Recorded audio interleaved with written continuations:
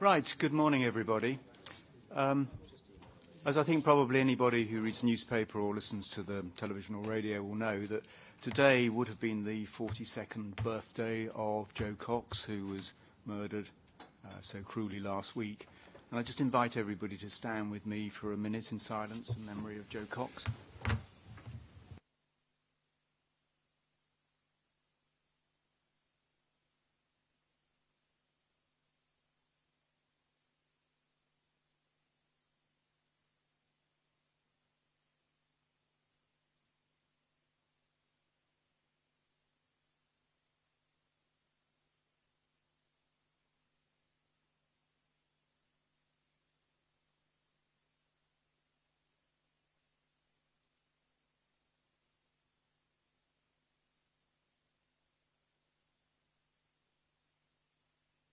Right, thank you very much. So can I now welcome everybody to the meeting, including obviously those of you from the public who've joined us and people who are watching this online. Can I just start by saying that we do have a very long series of meetings today, some very full agendas that follow this part of the board meeting. So I'm not guaranteeing there will be a lot of time for questions, but we'll try and fit some questions in if we can. Can I also just sort of reiterate that the purpose of questions or comments from members of the public is around areas of public concern and public interest. And what we can't do in these sessions, for all kinds of different reasons, is go into individual cases. There are other places for doing that. I'm not trying to, for 1 minute, stop those discussions, but this in a public... If you're thinking of asking a question, just make sure it's in that sort of public space, if you would be kind enough to do so. I don't have any apologies. Do we have any interest that need to be declared?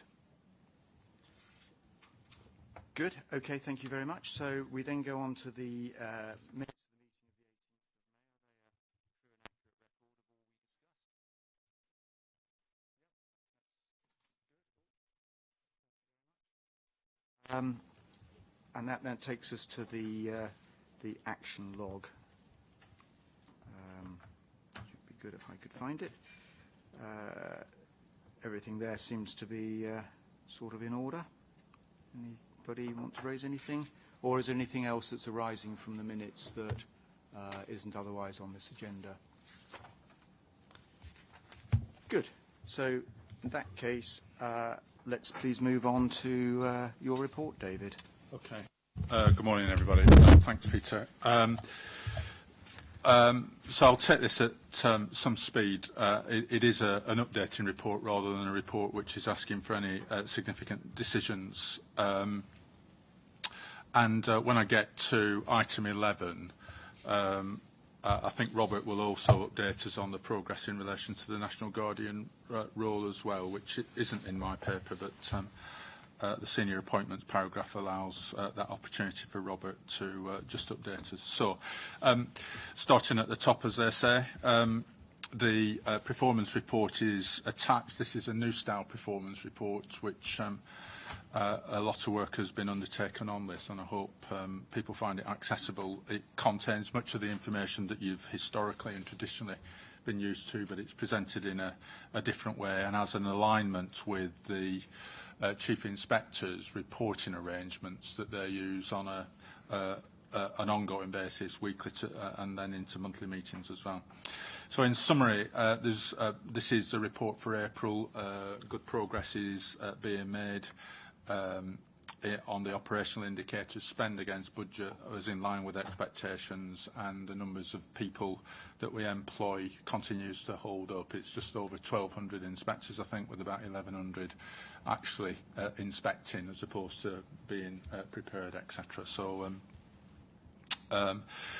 productivity rates have taken a slight step back from the progress that has been made. I think that is to do with Easter holiday period, which is traditionally a period that people take off, and we'll continue to monitor that as we go through. I don't intend to dwell much more there on those issues. They are in the report, and I'm sure if there's questions you'll ask them. Timeliness of reports continues to show improvements in both adult social care and primary medical services as well.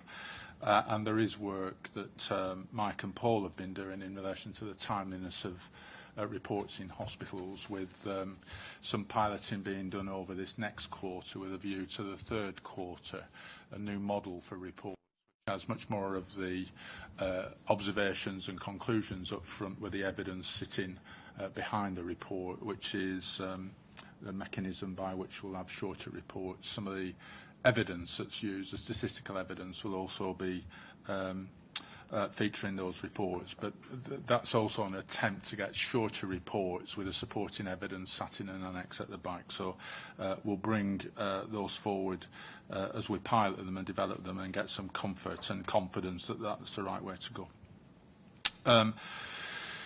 Some good news in relation to the use of our new powers. We were given new powers a couple of years ago in relation to a transfer of responsibility from the Health and Safety Executive for taking prosecutions under that legislation. And last week, the first prosecution in relation to health and safety was taken successfully against St Anne's Community Services following the death of an individual in that service. Prosecution took place at Bradford Magistrates Court. St Anne's pleaded guilty to that, and a fine of £190,000 and costs were awarded against St Anne's as a consequence of that.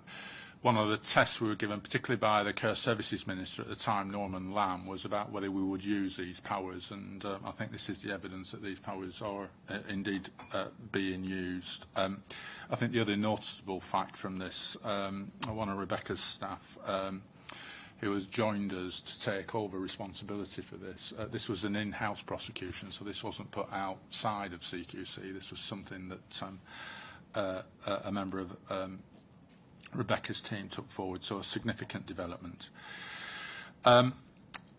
Steve's update is really wrapped into the one on South Western Ambulance Service, which follows the publicity last week about our assessment and rating of the 111 service in the South West, where following the inspection we observed a number of concerns in relation to this, and issued a warning notice against the trust.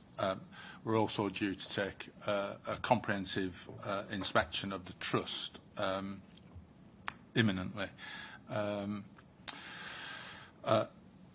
is a general issue, I think, about the effectiveness of 111 services, which is coming out from our inspections, and I think this pattern is going to be repeated as we do undertake more 111 inspections. There's been recent publicity about the North Middlesex Hospital Trust and the Emergency Department in relation to this, where again we've issued warning notices and continue to work closely with Health Education England and the GMC. And Mike's up to date on that and has had meetings this week.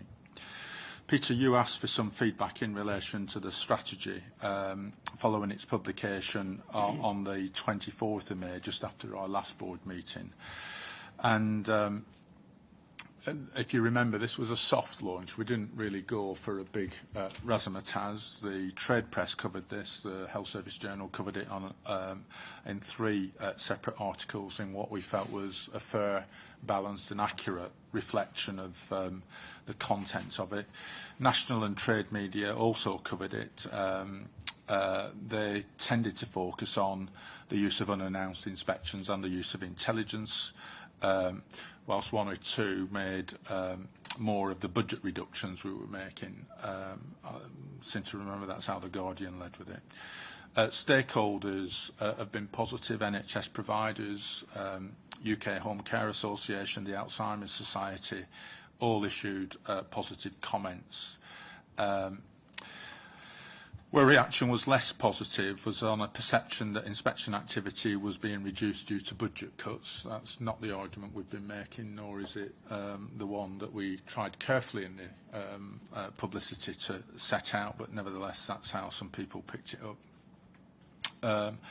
Where elements of the strategy was welcomed, it was about making better use of information from members of the public and providers, the sharing of data, and critically the aligning of requests to reduce duplication, the aligning of requests from CQC, NHS Improvement, NHS England, to reduce duplication on those providing the information, which is largely trust, private sector providers, CCGs, etc.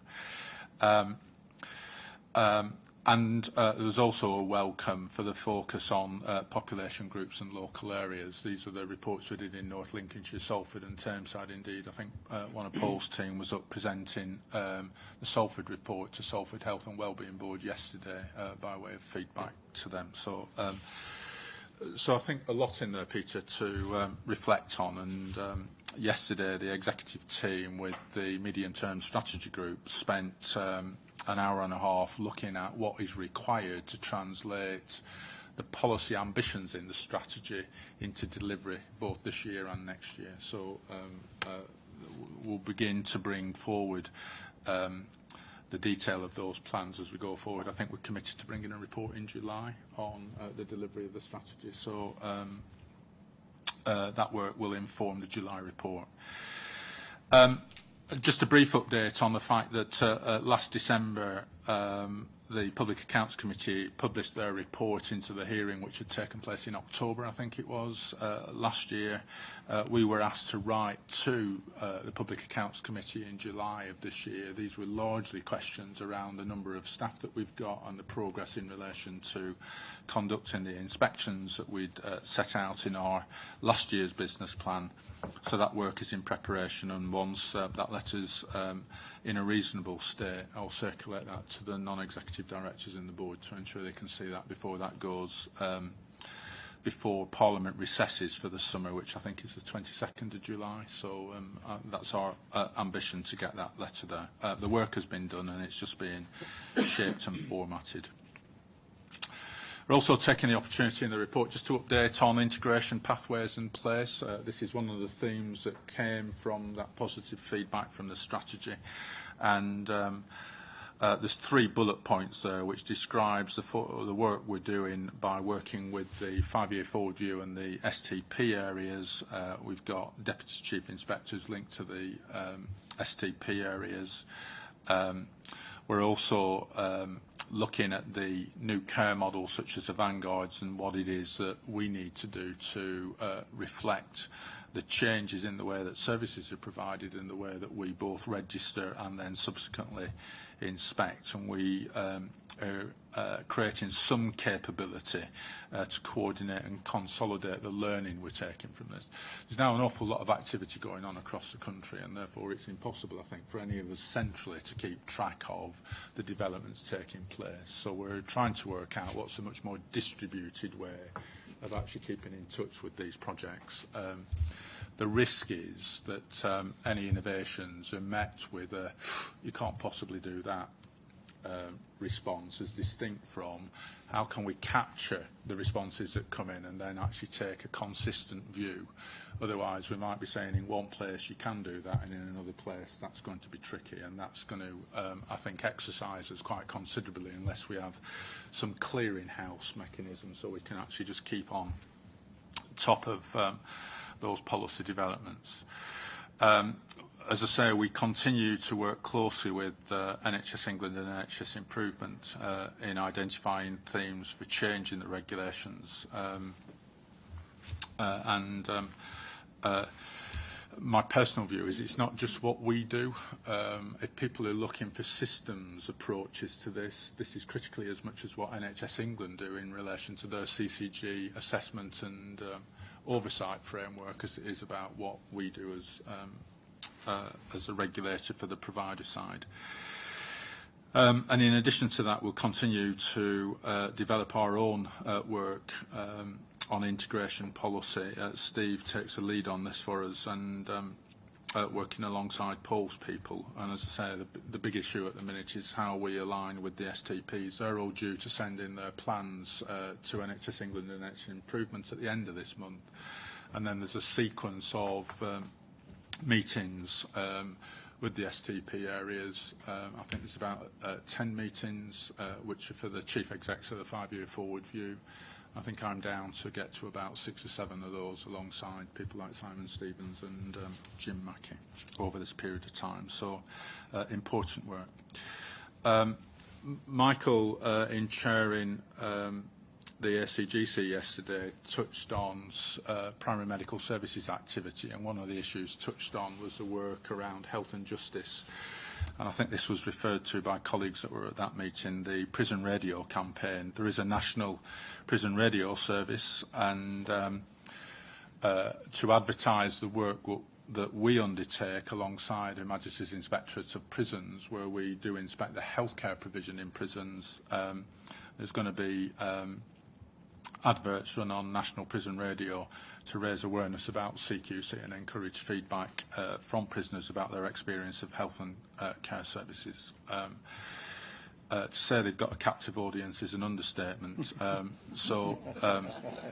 We are told, I'm reliably told, that this is a radio station that actually is listened to by prisoners, and therefore it's a good way of just promoting the work that we undertake alongside Her Majesty's Inspector of Prisons.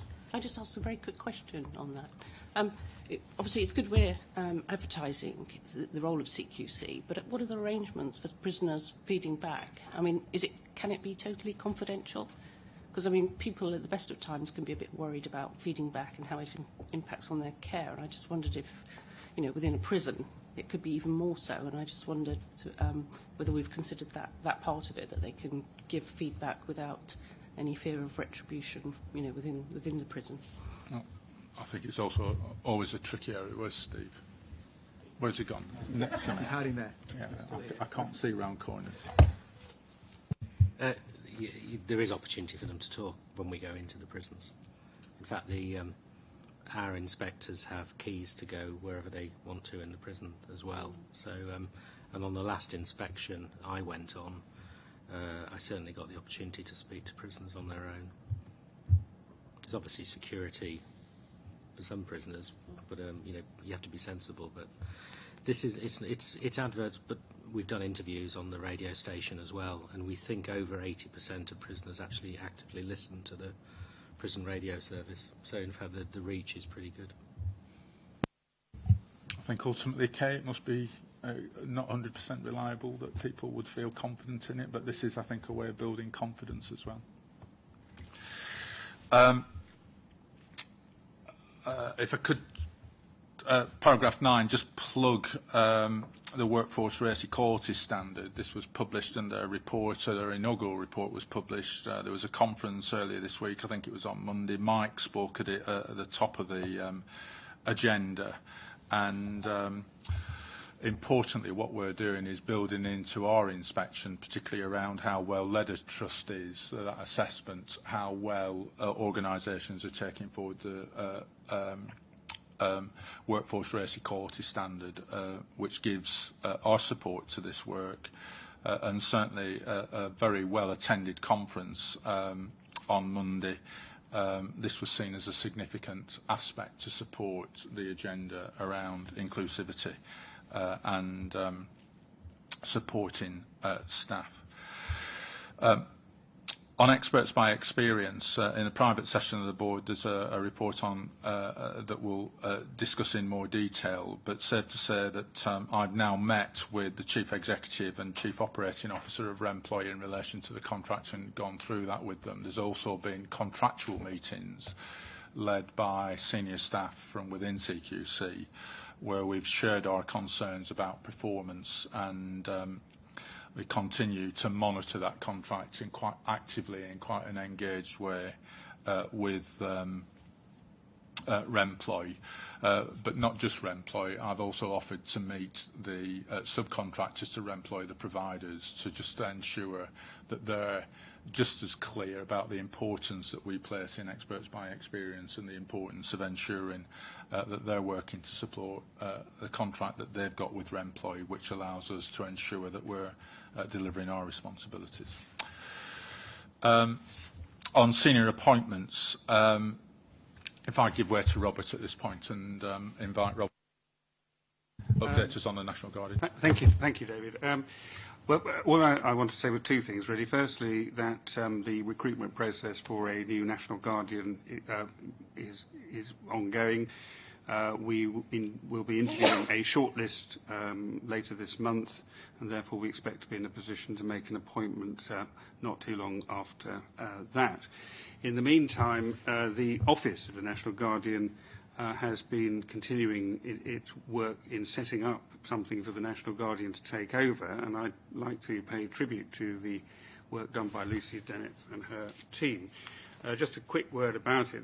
They have a list of priorities, the first of which is to deliver a programme of training events, two of which I'm going to be participating in. These are in order to support non-executive directors and other trust leaders in the role of FT Guardians. The reason being our priority is that clearly a lot of trusts have yet to appoint Guardians. I think some 45, 47. I think we're at 60 now. There are 60 Guardians, but some trusts have more than one for good reason. We are collecting information about this, and there appears to be quite a wide variation in the approach of trusts to this, some of which perhaps are more in line with what my vision might have been than others, but we'll see how that pans out. We're also, the office is setting up a network of Guardians so that they can support each other. This is challenging work, and they will need to be able to refer to other people who know what's going on to help them. The office also has a lot of queries coming in, not only from directors, HR staff and so on, but also NHS staff who want guidance. And while we do our best in relation to that, I think it's necessary to emphasise the office cannot review the local handling of individual cases at the moment. And really how, if at all, that will be done, it will be a matter for the National Guardian. But I'd just like to assure the board that from what I can see, there is a hard-working office doing its best to set up an office, something for the National Guardian to start with. Are you happy with the quality of the candidates that have now come forward? Yes, we undoubtedly have a list of candidates who, on the face of it at least, so far seem appointable. And I think more than that it would be wrong to say, because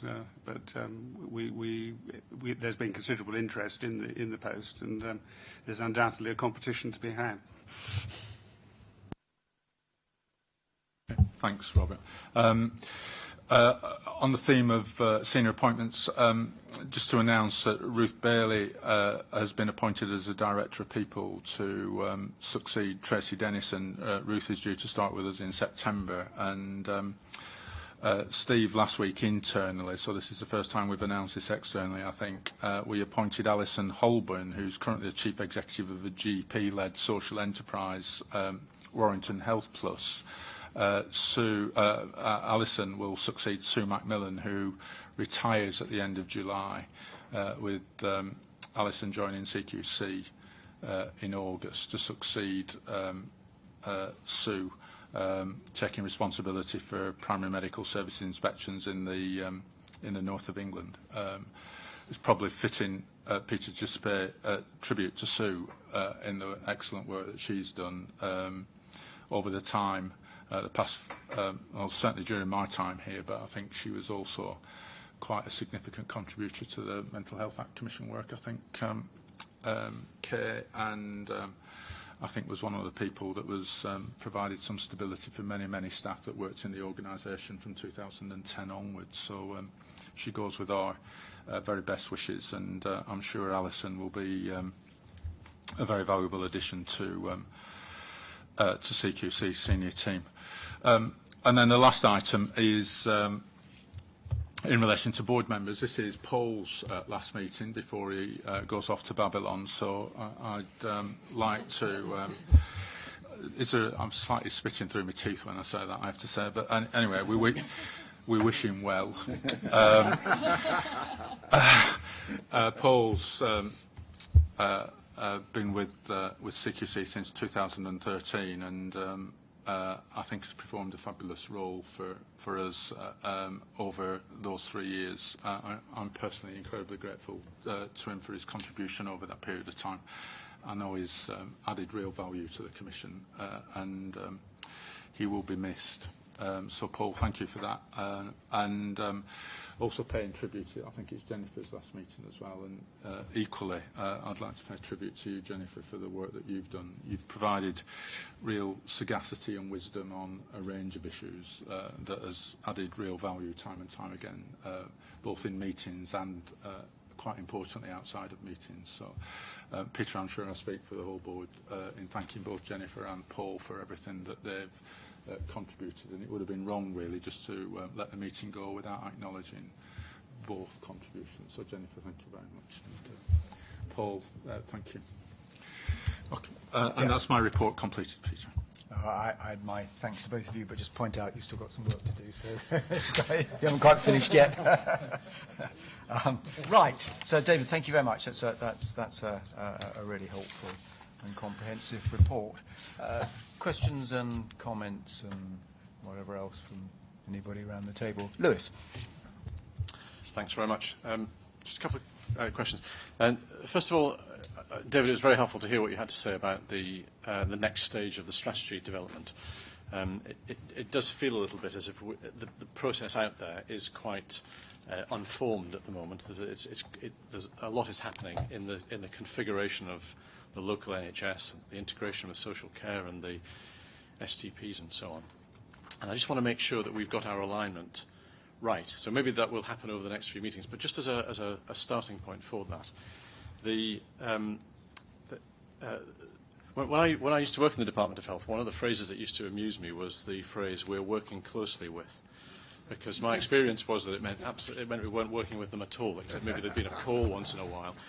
And I noticed that in the item on this, we use the phrase "working closely with" 5 times.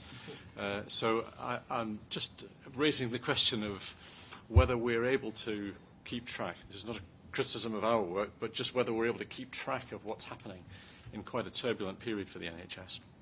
And I suppose the paradox for us, and the thing we have to get right, is that we spend quite a lot of time trying to track the NHS. And this isn't a good time to do that, but that's what we often do because of the way in which we carry out our role. But in the end, our primary responsibility is to the people who use the NHS, and mostly they don't really care about the structure of the NHS. They're interested in their direct experience of care. And so when we put a lot of time into this tracking of structure, can we remember that our fallback position, perhaps our most important position, and perhaps it helps us through the turmoil, is that we want to reflect the experience of care. Maybe it'll make it a little bit easier to cut our way through this period of change if we just have that in mind. It'd be useful to get some reassurance that even before we get to the discussion in July, that will be at the heart of how we are approaching this issue. I've got a couple of other points as well. That's okay, Peter. One is about the report, this month's report. I'm slightly unsure about how to interpret the risk element of the report, with which my iPad is slightly closing down on it. But thanks, I've got it. So the element which is about strategic and operational risk, I just want to get some understanding of it. Some of the risks are new. Some of them are, I suppose you'd have to say, slightly generally expressed. And yet 10 of the 16 items are registered as high risk for us. And then luckily there's a column at the end called mitigation, where all of the high risks become medium risk. And I just want to understand what the process is of mitigation which allows that to happen, because otherwise we've got a lot of risk in our system. And one quick final point on the race equality standard.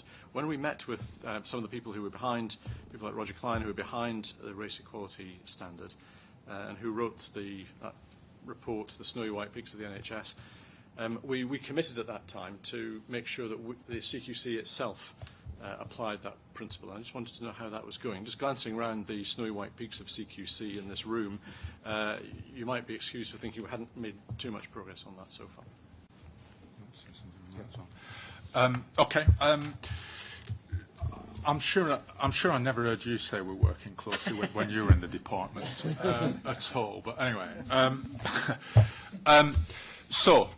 can we give you reassurance? Yes, we can. Can I give you a reassurance? This is nailed to within an inch of its project management life. No, I can't. Just to pick your way through that. So some examples of where I've got absolute confidence that we're aligned with this.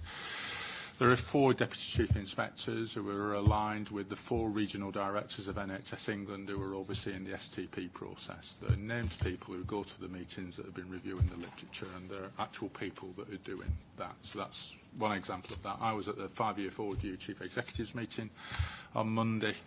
In fact, I chaired it, and I will go to, as I've said, 7 out of the 10 or so 5-year forward view reviews of the STP processes, being clear what our role is, to go back to your point about I'm not there to agree them, but we do need to have real-time intelligence about the way that this is developing. So at a national level, I think we've got engagement with some of those things. On that theme, Paul's been our representative on the new models of care board. The detailed programmes and projects that are coming through from that on new models of care are real and significant. The vast majority of those new models of care have a link inspector or inspection manager. So one of the things that's been reflected back to me is some discussion on the Isle of Wight, for instance. So Debbie Ivanova, who's now the Deputy Chief Inspector, she was the head of inspection for adult social care on the Isle of Wight, went to see the lead officer for the new models of care on the Isle of Wight to have specific discussions about what they wanted to do.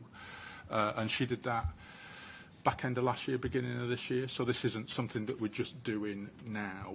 I was in the Preston office a couple of weeks ago. I wandered up to somebody and said, "Hi, I'm David Byrne. Who are you?" They told me who they were. I said, "What are you working on?" And she was working on the new insight model for adult social care. That's just what she was sat at her desk doing. So our strategy talks about the importance of insight as a tool to direct, and just spontaneous conversation. That's what this person was working on. I asked her to take me through what she was doing, and I thought this is really good. So I think there are people that have work plans that are working on delivering this now. Where I'm less clear, it's a point I touched on in my report. If you look at now how many locations, there's some development, either a federation of general practice, a new legal entity with people setting up new business models. I think this is what Peter, your former trust in Yeovil, is doing, and what that means, that legal interpretation of where you've got a new legal entity taking responsibility for discharging a statutory responsibility is something we actually need to think through. Paul, I think this was one of your points yesterday evening at the ACGC about some people are just coming together as a way of planning and huddling together for weight. Some people are coming together to tip and compete for contracts that are being offered. So we need to think through what they are. There's people, I don't think there's an acute hospital that's not having some kind of conversation about accountable care, either becoming an accountable care organisation or becoming an accountable care system. Some of them are pretty advanced in those conversations, and some of them are pretty far off, in my view. And I think this touches on a point that we've made here before about the next 3-4 years is going to see some places race ahead and look dramatically different to what they look now, but some places are going to look pretty much the same as they look now because they've just not got the maturity of relationships to make the kind of progress that needs to be made. So how we track that and how we can be connected with what is a very different field, I think is one of the challenges we've got, and that's the point that I was trying to draw out in that report. We're still working at that, if I'm being brutally honest. How do we ensure that all the people we've got in contact with new models of care are speaking in a consistent way. So we're putting in this coordinating mechanism to make sure that we can both listen and learn from what people are picking up, but also where we need to take a consistent approach because we have learned to want to do something different, we need to make sure that everybody that's in contact with this is there. A meeting I was at on Monday, there is still a view that the obstacle to what some people can do at a local level is CQC. And, whether it's right or wrong, that view is there. There's a significant view, however, though, if you're looking at a system, so care pathways for people with long-term conditions, I'm as interested in how that's being commissioned as well as how do we regulate that if you're going to have a truly systems view. What are the CCGs doing and what is the oversight arrangement to that? So what we're working on, Lewis, to come back to that, is we have no formal agreement with NHS England about how a single view of quality for a system, policy ambition in our strategy, relates to what they're doing about CCGs. My ambition would be, are we collecting data in the same way that CCGs are collecting data? So we've got a single data set, that's what we said in the strategy, in a consistent way to NHS England. I don't think we've got that as an agreement. I haven't got a memorandum of understanding that sets that, but that's the implication of the policy. So I think we've got some things which are very hard, work on insight, new models of care on the programme boards, and we've got some areas which are in development. And what we'll do in the report to July, we'll try and capture that which is there and it's hard, and that which is still evolving. I think working closely with is not me having swallowed a Mandarin dictionary. It is actually, we are still doing this work. I was never any good at Mandarin when I was in the department, and I'm certainly not, I'm trying to learn to play the guitar when I'm not working, not learn Mandarin. So we just need to call this for what it is. And I think the other thing we're on the working closely with, we are working closely with NHS Improvement on how we rate financial performance of trust on value for money. That work is quite advanced now. So previously when we've reported, we've talked about work that we're putting in place. That is now product which is emerging, and I think there have been meetings over the past 4 weeks since we last met, which have accelerated that quite a long way. So it's not finished yet, it's not signed off yet, but has advanced quite a significant part as NHS Improvement have put their capability and capacity in place to do this alongside the people that we've had working on this, both predominantly Paul's people. So I do think this is a developing picture, but I wouldn't, Peter and Lewis, counsel perfection on this. It is hard work realigning ourselves with what's going on in the speed this is going, because there are literally thousands of conversations going on about what this means for local health and care systems, and they're happening in real time. But are we clear about this, and are we working towards getting on top of it? I think we are. On your point about, but I think there's also an issue about us not being overly worried about how that is going to go. So we need real-time information. But we need to concentrate on what we're doing. Our big ambition, and this was the strapline in the strategy, was we're going to go for a more risk-based and proportionate approach to inspection. So what does that mean for what we need to do? What does that mean when we've rated 85% of GPs good and outstanding? How are we going to take that forward? We set out in the document that we would inspect trust, looking at well-led and a core service once a year. How are we going to assess the core service we look at? What is the strategy we've got for that? How do we risk profile that? What's the approach that we're going to have to re-rating trust, where those are the inspections? Are all things for us, not for what's happening out there. So I think we need to strike a balance between what it is that we need to do and what it is that we need to respond to out there. And striking that balance, I think, is what we're looking to do. So I wouldn't counsel perfection, Lewis, but I think we are endeavouring to do this. And these are real-time conversations in the organisation.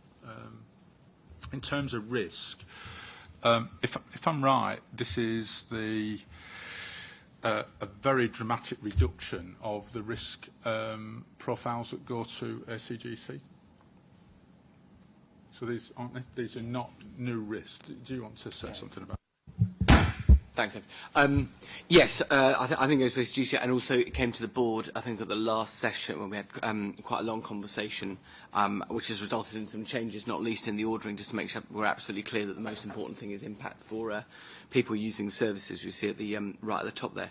But I think the point you're making about the two columns, so what we're highlighting there is in an organisation which is complex and has an important role like we do, there are a number of things which are just very high risk if we don't take any action. And we've tried to assess those. That's what we're saying, pre-action. What we're saying is for each of those, we've gone through them and validated them and having the conversations within the executive and with the wider board. And we think we're at the level where it's reasonable to say we've mitigated the risk down to the level of medium. Not down to the level of it being green, or we don't have to keep a very careful watching eye on it. But in each of those cases, we're down at the level which is significantly better when we combine likelihood and impact than we would otherwise be. And the longer risk register sets out all the mitigating actions that are taking place in order to go from a high to a medium. CQC itself and the race equality strategy, you're right, we are a predominantly white organisation at a senior level, and we will work actively to address that. I think there are opportunities that we need to take over the period, but we're consciously aware that if we're holding others to account for their performance, we can't ignore that in the way that we make our appointments. And that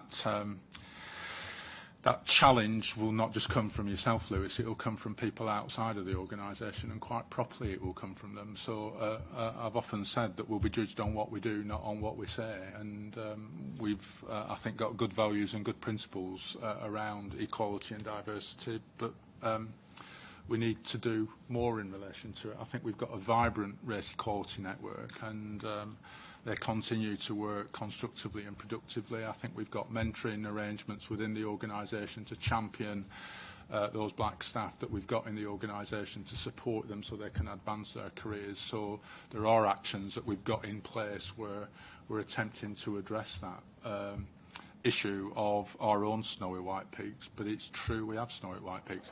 That said, both Roger Klein and Yvonne Coggill are incredibly complimentary about the work that we've been doing in CQC, and take every opportunity when they're on public platforms to say that as well.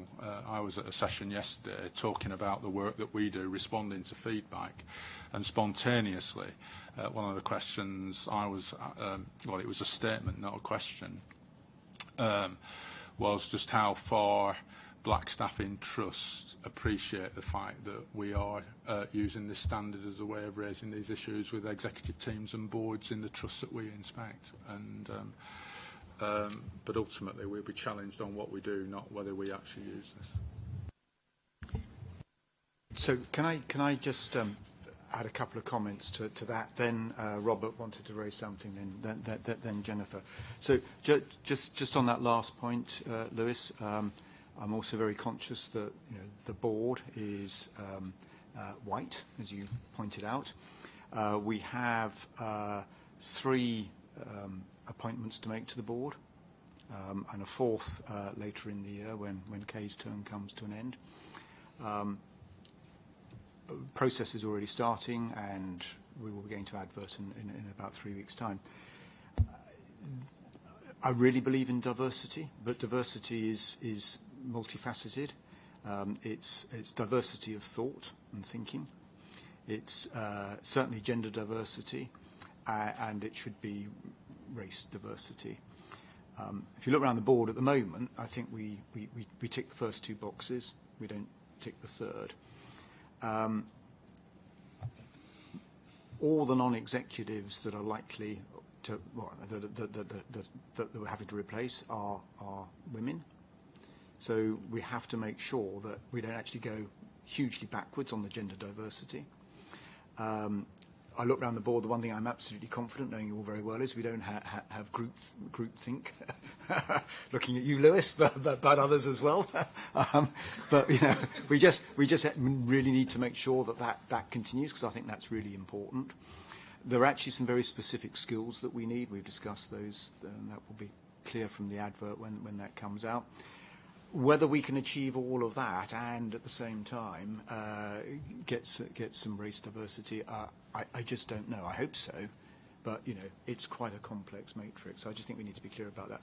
Can I just also go back to your first point? I 100% agree with you. We are ultimately first and foremost here for patients, and that's our mission. But as the NHS goes through, really a very complex set of organisational and structural changes, I think it's really important this organisation isn't a spanner in the works of that, because that actually would damage patients. So I do think it's important that we both understand what's going on and then work closely both with providers and with all the other organisations that they have to work with, as I say, to make sure that even if we're not promoting change, we are at least not a barrier to change. So I just think that's really important.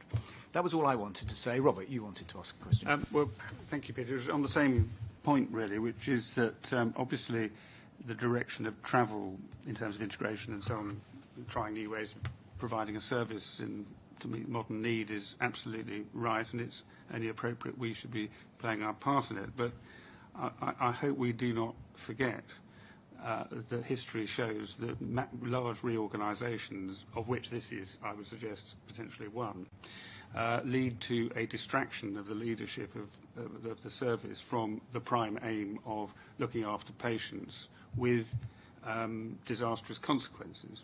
And that's particularly so where large reorganisation takes place without proper risk assessment of the impact that the actual process itself is going to have. And so while it's absolutely right in my view that this organisation plays its part in that, firstly, it seems to me it's not our role to either say a particular way of doing things is good or bad, and I would not like us to see us be in a position where we're sort of signed up to that and people turn around when we criticise the care that's been given and say, well, you said that was all right, because that's not our role. But throughout this process, we need, I would suggest, to make sure that those organisations we regulate are able and do continue to do the business as usual while this process takes place. And that, of course, is very, very challenging, because chief executives everywhere, as David obviously will know, only one of them in any organisation, and they only have so much time to devote to things. But actually, the business as usual part is what patients and service users need. So I would urge that we don't forget that, while at the same time not be getting in the way of change. And I don't see why we have to. 100% agree on all of that. Yeah, thanks. It's a similar point. I was struck by Simon Stevens' speech at the Confed last week, where he talked about, quote, reset the money. And quite what that means is imprecise, except it's going to mean, I think, because of the overspend, a lot more toughness, particularly in the hospital sector. So I think for us, there is an issue for us where all the discussion is money. Quality isn't really featuring in some of these big speeches, that we focus particularly on that narrative, and also staffing levels, which in all the flurry of new models one might get lost. And actually we know that safety is the weakest domain, and staffing levels, particularly of hospitals, is one of the major factors in that. That somehow in our insight, our ongoing insight, that we don't drop that ball, particularly as we've inspected and been and gone, if you like, to many trusts, and we really want to keep that in our gimlet sights. And the other issue on quality is, of course, access, which is the other thing that can go south in this kind of environment. And it's not really for us in many respects, is it? Because we look at care once it's been given. But there is an issue now, an opportunity with the place-based focus to really try and insert issues of access into that agenda more than the usual referral to treat times. I think we're all in violent agreement. Oh, Mike, go on. Can I just say we are obviously very aware of that, but we are now in a much better position than we were 3 years ago, because we now do have a baseline of quality for all, or virtually all NHS trusts, acute, community, ambulance, and mental health services. In fact, by the end of this month, we will have completed that first round. So I think we will have the baseline against which we will be able to see whether trusts are improving or indeed whether any are deteriorating, and we will be watching them very, very closely. Staffing is absolutely part of that, because that's a major contributor to our assessment of safety. So just to be absolutely clear, lots of changes are taking place. We need to understand what those changes are for a number of reasons.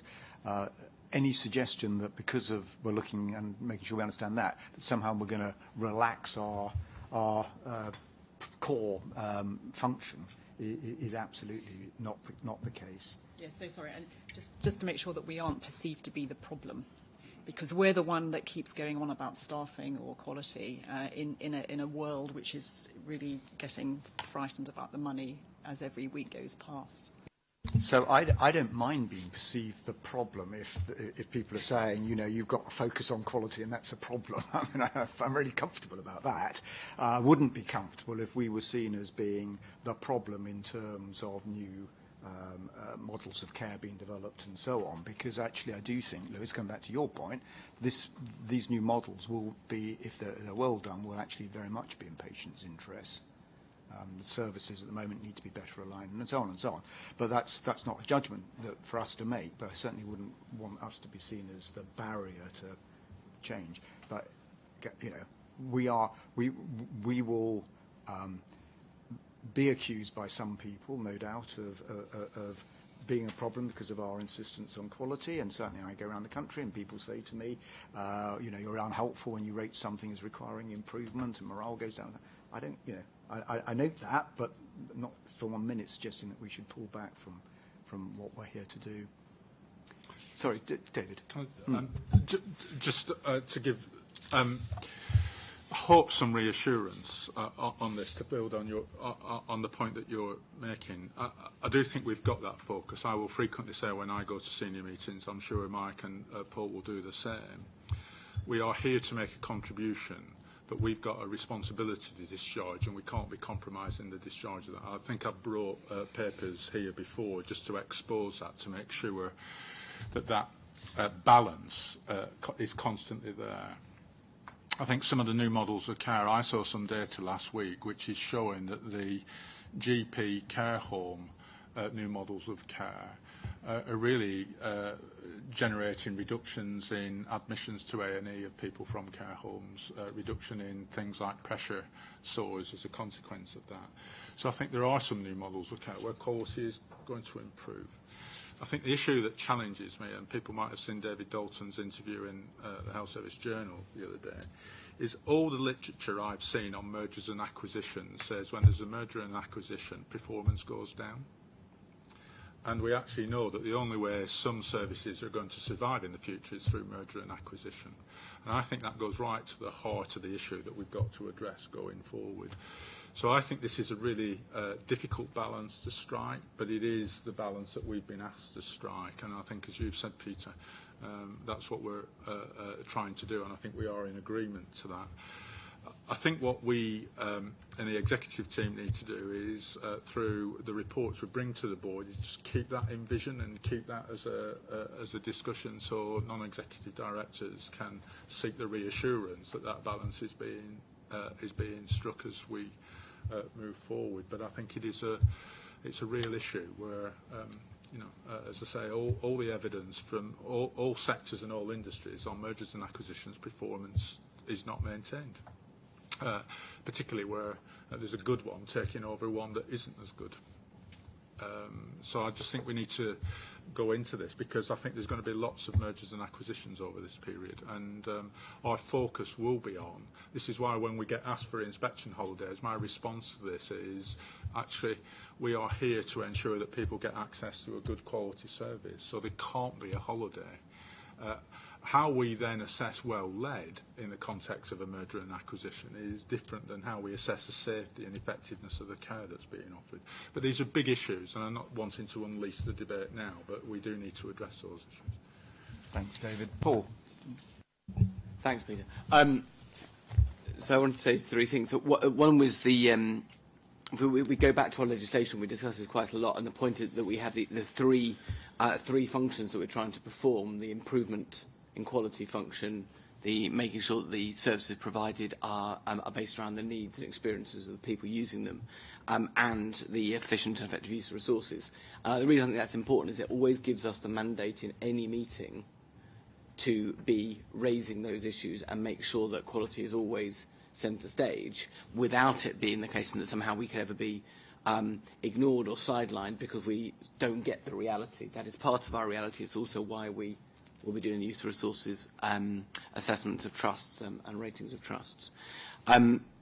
It's also why we're focusing on the single shared view of quality in the strategy, because one of the ways I think Mid Staffordshire proved this is that when there are multiple definitions of quality and people can take false assurance, and that is one of the many ways in which quality can be underplayed in pursuit of other aims. But by having a single shared view of quality that providers can sign up to and can benchmark against, that all the different bodies in the oversight system that David was mentioning are aligned around, then there can't be any doubt about whether people are providing good quality services within the budgets that are set for them. And thirdly, but just to go back to Kay's point right at the beginning of the conversation, about confidentiality of people who are detained, it's just worth saying that the Manchester Inspector of Prisons has had a protocol in place for some time with the Ombudsman and the independent monitoring boards, because although we look at it from a health perspective, of course they're looking at it from the perspective of all issues that a detainee might register with them. So that I think that's quite well established, and we work to that protocol. Thank you, Paul. Mike? I think just one point to add on mergers and acquisitions. Again, because we have now completed the first round, we do know whether the organisation, if it's an NHS organisation that is proposing to acquire another organisation, is well led. And, you know, I think in the past what has often happened is that two not well-led organisations have been sort of encouraged to merge, and with the assumption that that would make one well-led organisation. But I think we can now say, yes, we do at least know that this acquisition is being undertaken by a well-led organisation. Thank you. Any other questions, comments, or anything else on David's report? Great, David, thank you very much. Very good discussion. Paul, your report on the Audit and Corporate Governance Committee, and you might, while introducing that, if you want to say anything on risk, going back to Lewis's first question, please do. Thank you, Peter. I think on Lewis's first question, I think Paul answered it essentially, which is that the columns are not actually headed up rightly. I think the first column is this is where the risk is, without any mitigation in place, and then the second column is having looked at all the mitigation actions which are intended to be taken or are being taken. That is where we believe the risk will get down to within a targeted level of time. So I think that's what it is. But you're quite right. There are an awful lot of risks in there. Some of them have been adjusted since the last board meeting, and the ACGC before that looked at the risks, and the ACGC will be looking at those risks again at the next meeting, I think. So we'll keep it under review. But you're right. There are a lot of risks around. If I just go back to the meeting that that the paper has been produced on, which is on the 25th of May. A large chunk of that meeting, as colleagues who were there will recall, was devoted to the scrutiny of the annual report and accounts, which will be emerging in the not too distant future. And we will have a session, I think, in the private board session on the draft of that, of the ARA. I think headlines that, in terms of what's happened as events are developing since the 25th of May, We are told that the NAO are likely to be in a position to give a clean opinion on the financial statements and on the other parts of the ARA, which they're reporting, which is good, what we would hope for and expect, actually. And we believe that the head of internal audit's opinion will show good progress from last year as well. And indeed, we spent a lot of time at the meeting on that, but we'll come back to that perhaps as well. And I think internal audit in itself is showing good progress in terms of embedding in. So that was the ARA bit. But there were some other things which we looked at as well. And we came back to the question that had been at a previous ACGC meeting around a report on ICT general controls, and particularly around access to systems there. And there were some elements of access points, particular access points, which the auditors were concerned about and which we were concerned about. There being potential for people, not actual, but potential for people to be accessed with the systems when they shouldn't be. There's a limited number of areas, but quite a number of areas in there.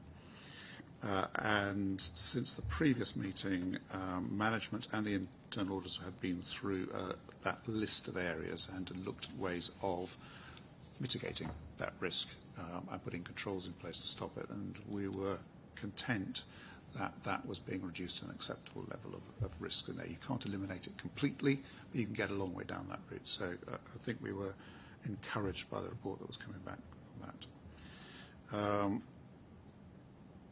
One of the topics that came up in a number of, and has come up over the year in a number of the reports by internal audit, and generally talking about systems and processes within CQC, is our reliance on the CRM system as really our core working system for doing our inspections, recording our inspections, and putting an awful lot of other stuff on there. And it was being pointed out to us a number of times by internal audit that some of the CRM was probably not designed for the purpose for which it is being used. In fact, we know it wasn't designed for the purpose for which it was being used.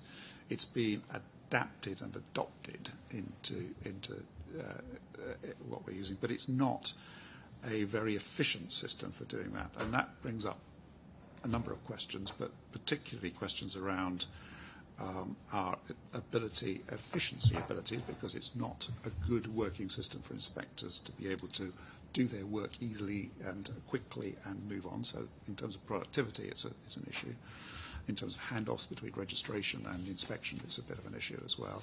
And in terms of some of the evidencing of the work we do, which is becomes more cumbersome, more convoluted, etc. as well. So I think the committee are concerned and spent some time discussing this as to what our plans will be around either enhancing that CRM system or replacing it. And I know that's something which the board is going to come back to.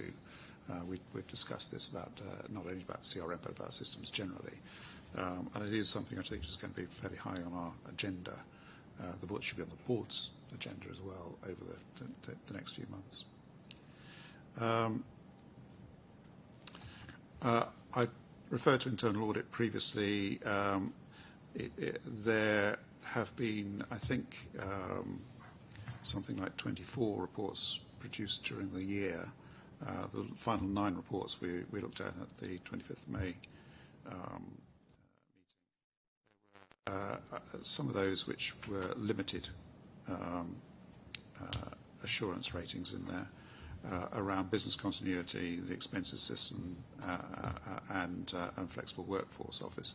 Now, I think in each case those were follow-up audits to things which had been done previously.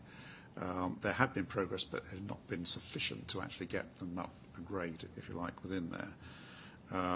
There is action that's going to be taken, and we'll be coming back to those to see those actions are taken around those ones. But overall for the year, I think out of, if I've got the numbers right, 24 reports during the year, 15 were rated as moderate assurance, 7 were rated as limited assurance, and I think 2 were not were not appropriate to have ratings around, which is a much better proportion than we've had in previous years. So I think that's encouraging. It's not enough. and I know that David and the team recognise that as well. So yeah, it's good directionally.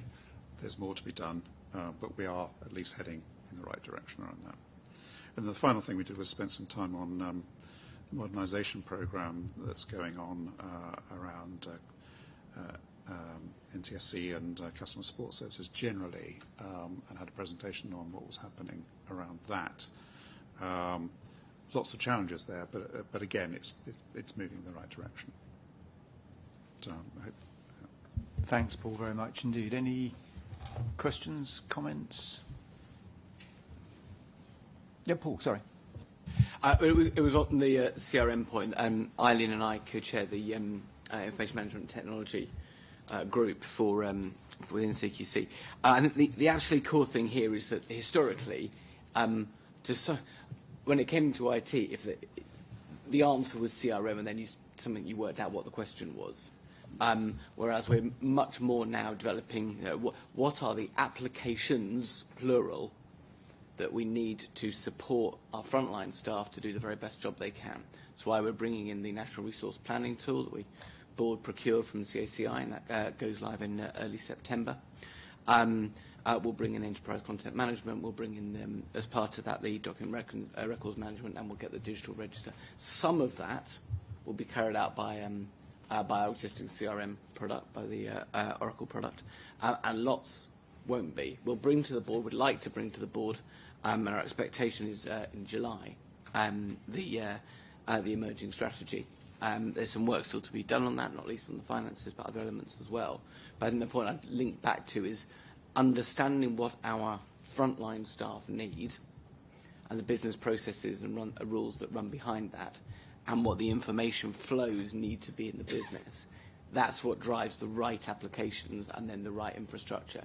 I don't think there's been that precision of thought throughout the organisation in the previous years. We've built up an organic system rather than one that's had the level of planning that it needed.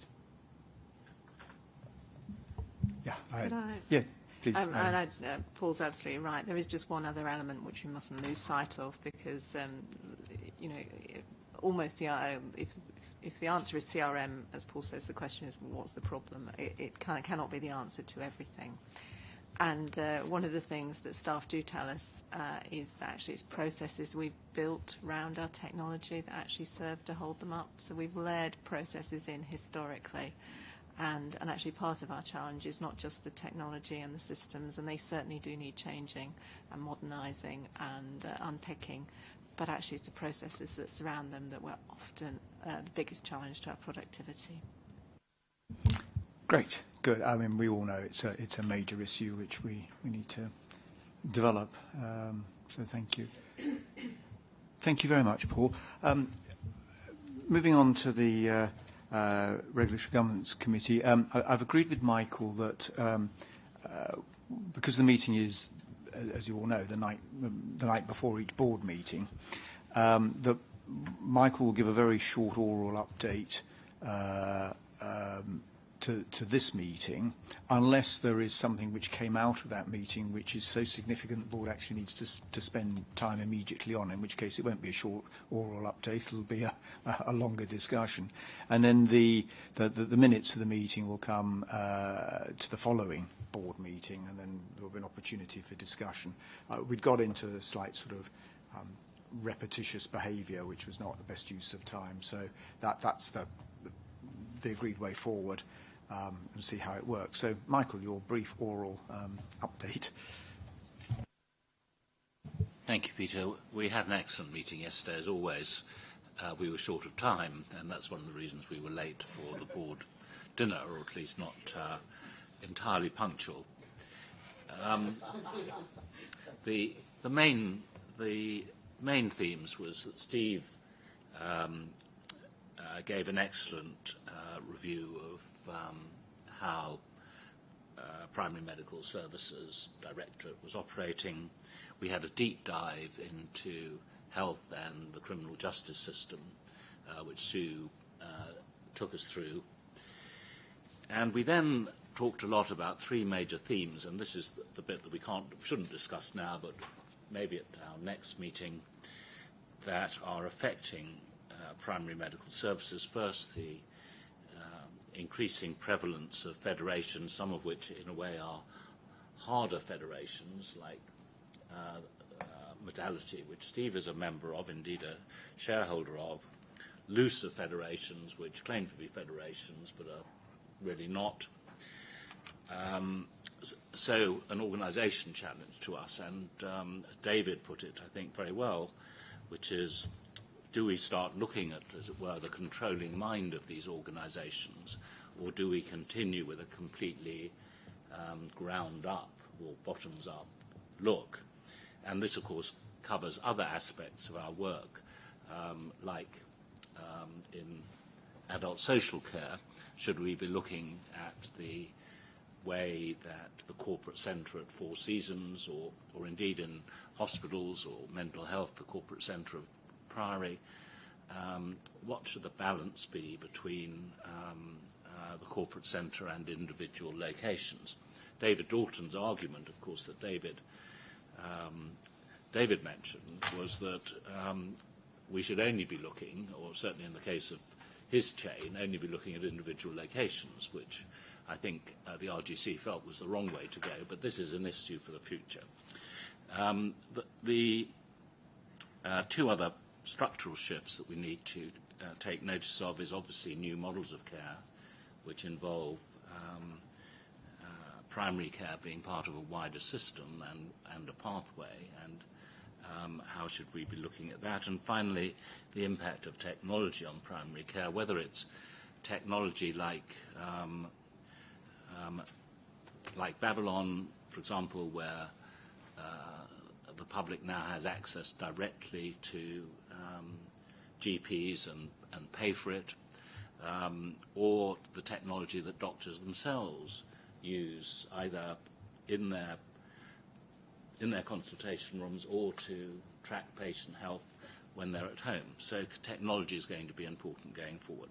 The final point that Steve made, and I think the whole committee thought it was an excellent point, which is that in a world of new models of care and more integration, how should the CQC's own organisation be modified so that we recognise that there aren't three distinct parts of health and social care which are unconnected, that we have to become more connected as the system becomes more connected. That was the last thought that was raised at the meeting. So we had a very good meeting, and I think when we come to discuss these, we can discuss these topics when the full minutes are tabled at our next board meeting. Michael, thank you very much. Does anybody want to raise anything? Liz?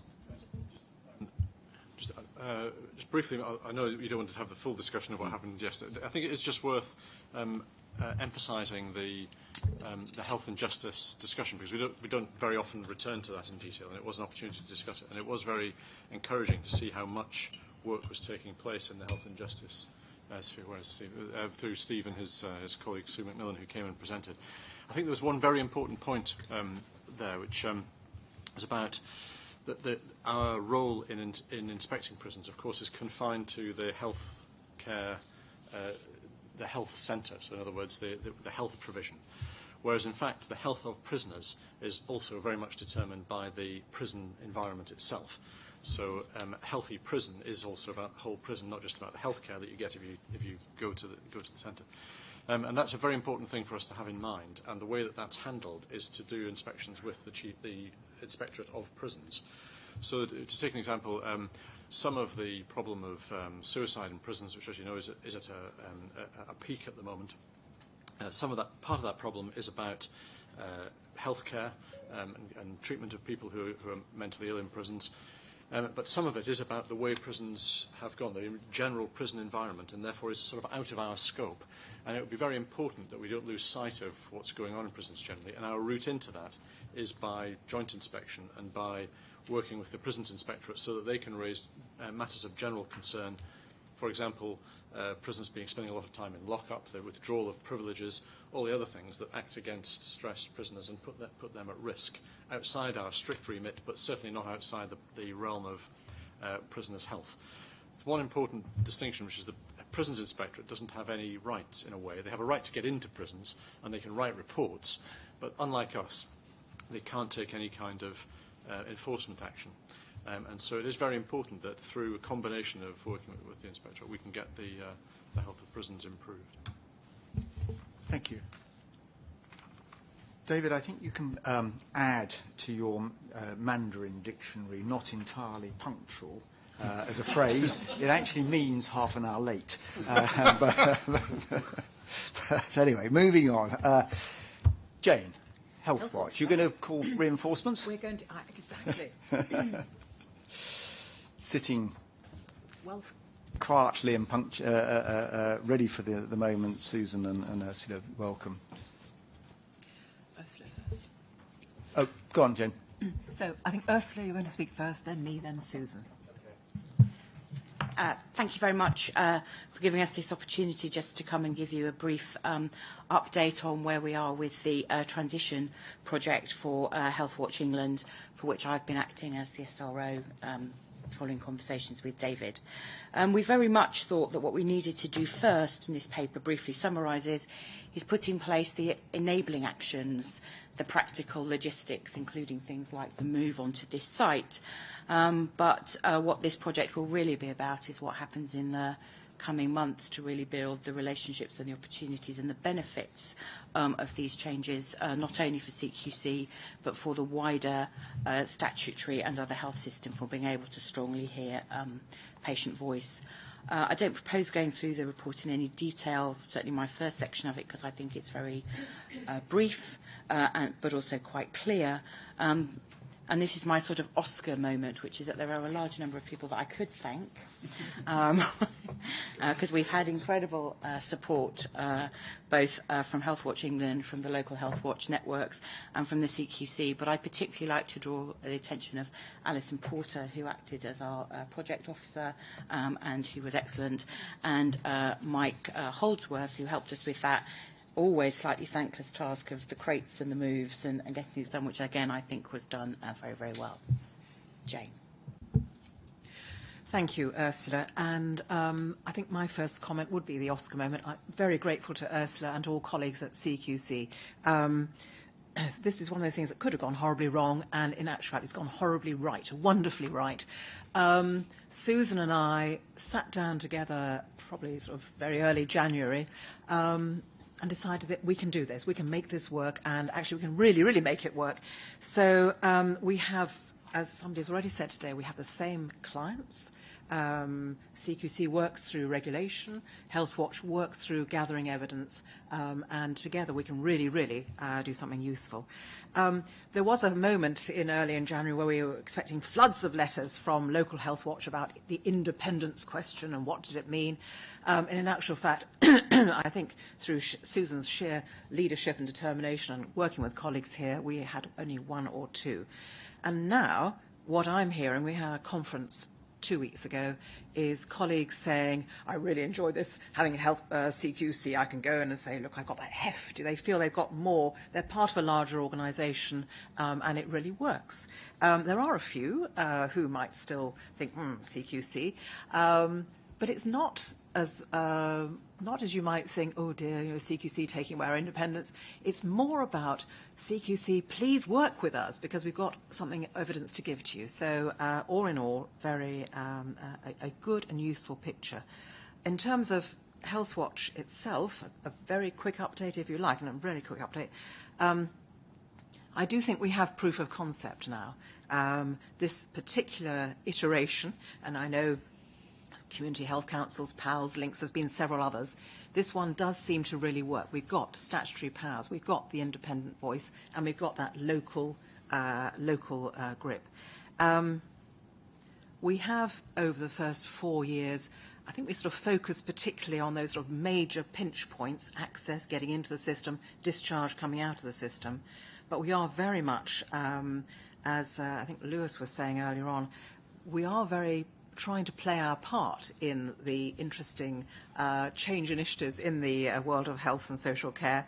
And we found that our role, very much starting and ending and staying with the public, our role has been one of honest broker. So up in Cumbria, we were able to get 2,000 people into a meeting with all the key players to find, to talk about what really was going on and trying to push things forward. Our concern, I think, we have a seat locally on health and wellbeing boards, and at our conference recently, chairs, we were discussing, how well are they working and who is looking at how well they're working. And then, by the way, we've got the 44 footprints and how is all that going to work. So keeping our voice heard at that level is very important. Jennifer was talking about the money just now.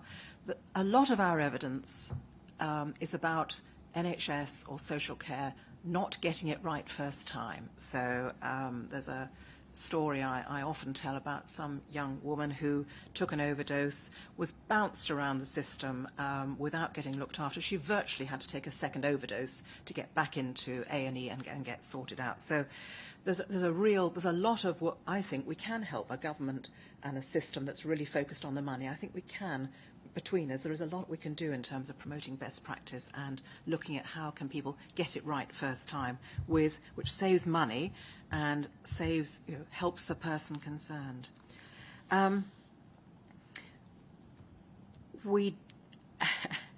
I suppose the thing that keeps me on the edge of my seat is this: we know there will be a tragedy out there. We had Mid Staffordshire, we had Winterbourne View. We know there will be a tragedy out there at some point, and are we helping?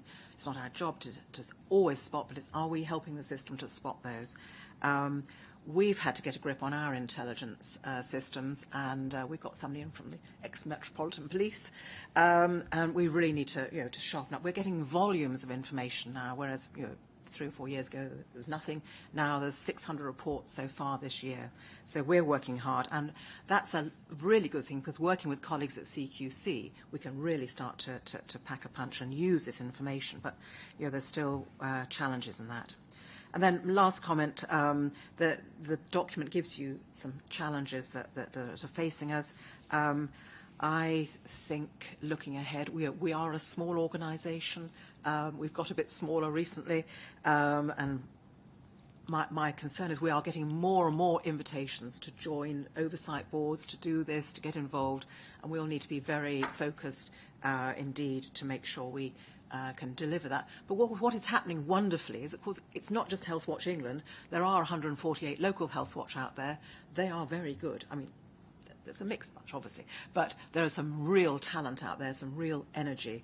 And so under Susan's leadership, we've been trying to make more and more use of that. So that's the view from Healthwatch England at the moment. Thank you, Chairman. Susan. Well, I don't want to be repetitious, but I just wanted to say a few things about our priorities and how our business plan is progressing. And the first of our priorities this year was to make sure that we put good focus on the network and the development of the network. And I'm pleased to report, as Jane has said, we had our most successful ever conference this year.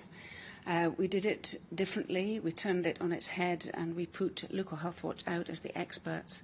And many of the sessions were Healthwatch learning from Healthwatch. And that has worked extremely well, and it helps us to move them towards a very collaborative way of working, because one of the challenges that this network faces is that they compete with each other as well as collaborate together, and the competition is becoming a bigger issue all of the time. And that isn't necessarily a bad thing, but it's a difficult conversation that we have now and again. And I think this learning together has enabled us to break down some of the barriers and help them work collaboratively, which is the way that they need to behave when they're participating in activities around the 5-year forward view and getting involved in things like the sustainable transformation plans, which are things that are exercising them at the moment. So we are giving them as much support as we can to get involved in an appropriate way. Our second priority is the development of a good strategy to use our information and intelligence effectively. Because local Healthwatch are developing and they are becoming more and more sophisticated in the way that they are engaging with their communities, the information that is coming through it gets stronger, and we need to make sure that we are making good, robust use of that, so that we can influence in a way that makes sure that we are talking to the right people at the right time about the right things. So that's the big piece of development work that we're doing at the moment. And then thirdly, the final priority was to make sure that we are fit for purpose, and that has probably been my biggest challenge in the last 6 months. And what we're facing, as Jane has alluded to, is a reduction in budget. But I also just want to reiterate my thank you at this point to particularly David and Ursula, who have given us the most phenomenal amount of support and welcomed us very warmly into CQC. We have arrived here and we have everything that we could possibly need, plus a huge amount of advice and support from people that we didn't have as much access to before. And for that, we are hugely grateful. But the challenge that remains is that our staff budget has reduced by £1 million, and we have allowed a horrible phrase, but natural wastage to occur, and we have reached a point now that our skill mix isn't quite right, and that is posing one of our greatest risks. And we have realised that what we have to do now is look at a refreshed operating model, and following that will be a refreshed structure. So that's going to be the focus of my work in the coming few months, so that we have an organisation that is fit for purpose to pass on to the new leadership that we'll be hoping to recruit. Thank you. Can I thank the three of you? It's been a really good example of how to lead an organisation through change.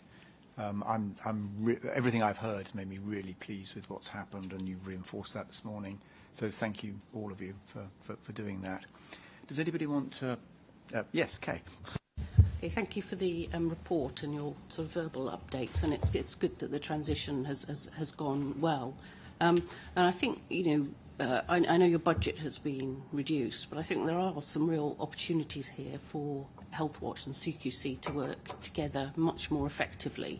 That together will be stronger than the sum of the parts. And I think there are some real opportunities there.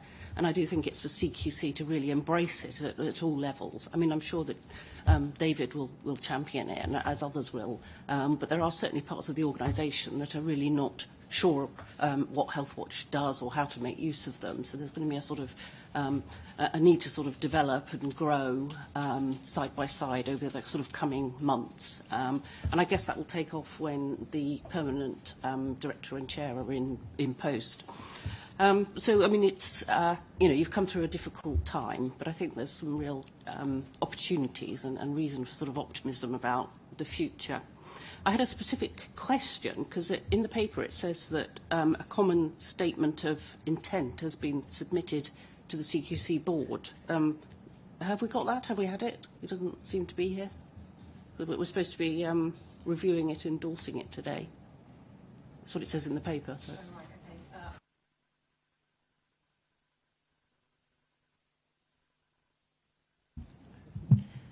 I understood that it should have been here, so I'll make sure that gets circulated. Can I just add that went to the DH? It actually went to the Healthwatch committee, so I wonder if there may be a little issue here, but certainly the committee gave it an hearing at our last meeting in public, and we're very satisfied that it reflects the right sort of arrangements that we should have. Is it a decision for the board? I mean, it says in the paper that we have to endorse it, but maybe that's not the right language. I just wondered. So the board should see the paper, which I'm just looking to see whether we've got it. I've seen it, but I didn't realise it wasn't in the board papers. So we'll get it here, and we should endorse it, but we'll do that at the next meeting. But it is an endorsement process, as I understand it. Yeah, Robert. Everything I read here is obviously very encouraging, and congratulations to all concerned. The question I have was really about what we know about local health watches and the challenges they face, and what we, or rather Healthwatch, can do about it in relation to funding. We know, at least I believe, funding of local health watches through local authorities, it's not transparent. There is a variable allocation of the money that is there. And I wonder what plans Healthwatch England has, firstly, to monitor that, and secondly, to ensure that if there are real issues at that level, that the government and the public get to hear about them. Shall I start? Yes, and we do monitor constantly the funding for local Healthwatch, and you're quite right. It goes through local authority. It comes from the Department of Health. It filters through local authorities, and what comes through after that is sometimes quite interesting. I think I'm right in saying that overall there's been about a 10% cut. 10 to 50. I'll let Susan give you the correct figures, but I have to say, almost the first question when I've no longer, but when I was meeting with John Rouse at the Department of Health, almost the first question he would ask me is, are there any Healthwatch out there who are seriously struggling in terms of their financial allocation, and tell me about it and what can we do about it. So I'm going to hand over to Susan now for a more sort of grounded reply. Okay. This is a difficult area, obviously, and it's larger than just the money. So a lot of the work that we've been doing, we clearly have kept an eye on this, and we have raised it as an issue. Our ability to influence it is limited, but what we can do is we can support local Healthwatch in making the argument locally and being able to demonstrate the impact that they're making locally, and that's probably the best thing that we can do. And also we're having discussions with them about sustainability. And there are many opportunities actually open to them. Independence is something we talk about a lot, and sometimes that almost gets in the way, but we have to have those conversations. And the other thing we are doing is we are talking more to commissioners, because the more that commissioners understand the purpose and the value of local Healthwatch, we believe the more they'll be able to support them locally and make sure that the money is there. But we understand that the financial position is very difficult. But I think we're actually doing as much as we can. Okay. Just one final comment from me. Kay, you said you thought that things would take off when the permanent appointments are made. I think they've taken off. So I just once again want to thank all three of you for what you've done. I think it's been a fantastic performance over the last few months, and I'm sure it will continue. Is there any other business anybody on the board wants to raise? Okay, I'm very sorry. We've run out of time for public questions. As I said at the start, we've got a very full set of meetings following this meeting. So, I'm very sorry. I've just said we've run out of time. So I'm very sorry. That's no. I'm not going to. No, absolutely. I've just said we've run out of time. That's the end of the meeting. Thank you very much. Can I ask the public to? No. Can I ask the public?